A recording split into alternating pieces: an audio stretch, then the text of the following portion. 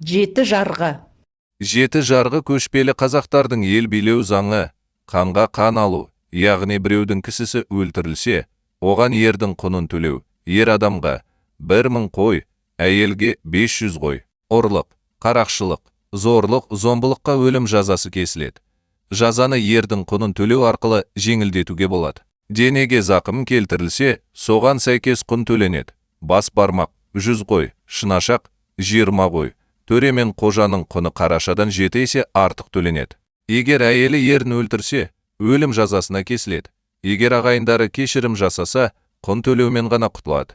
Мұндай қылмысты 2 қабат әйел жасаса, жазадан босатылады. Егер ері әйелін өлтірсе, әйел құнын төлейді. Ата-анасы өз баласының өлімі үшін жауапқа тартылмайды. Ал анасы баласын қасақана өлтірсе, өлім жазасына кесіледі. Өзіне өзі қол салғандар бөлек жерленеді. Егер 2 қабат әйелді атты кісі қағып кетіп, одан өлі бала туса, 5 айлық бала үшін 5 ат, 5 айдан 9 айға дейінгі балаға әр айына 1 түйеден, анықтама үшін 100 түйе 300 атқа, немесе 1000 қойға тең. Әйел зорлау, кісі өлтірумен бірдей қылмыс болып есептеледі. Мұндай қылмыс үшін еріне немесе қыздың ата-анасына құн төленуге тиіс. Егер жігіт өзі зорлаған қызға қалың төлеп үйленсе, жазадан босатылады. Егер ері әйелін көзіне шөп салу үстінде ұстаса, өлтіруге хақылы, бірақ қылмысты сол сәтінде жария етуге тиіс. Әйелін көзіне шөп салды деп күмәнданған еркектің сөзін 4 сенімді адам теріске шығарса, әйел күнәсіз деп табылып, жазадан босатылады. Біреудің әйелін күйеуінің келісімінсіз алып қашқан адам өлімге бұйырылады, немесе ердің құнын төлейді. Егер әйелдің келісімімен әкетсе, күйеуіне қалың төлеп, қосымшасына қалыңсыз қыз беруге тиіс. Әйелді ренжіткен адам одан кешірім сұрауға тиіс. Сұрамаса, арсыздығы үшін айып салынады.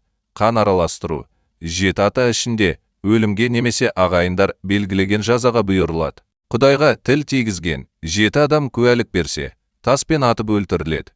Кәпір болған адам мал мүлкінен айырылады. Құл өмірі құнсыз, ол қожайынның билігінде. Ата, анасына тіл тигізген ұлды мойнына құрым байлаған күйі қара сиырға теріс мінгізіп, өзін қамшымен сабап, ауылды айнала шапқылатады. Ал қыз қол, аяғы байланып, анасының билігіне беріледі. Ұрлық жасаған адам 3/9-мен қайтаруға тиіс.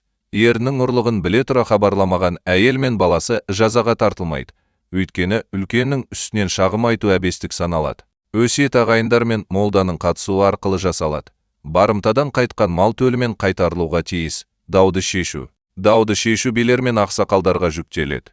Куәлікке 2 немесе 3 адам жүреді. Билерге билік айтқан үшін кесілген малдың 10-нан 1-і тиесілі. Егер айыпкер айыбын төлемесе, оны ру басының рұқсаты арқылы барымтамен алуға болады. Ұрлық пен кісі өлтіруді бірге жасаған адам 2 бірдей жазаға тартылады. Материал 3 пайғамбар кітабынан алынды.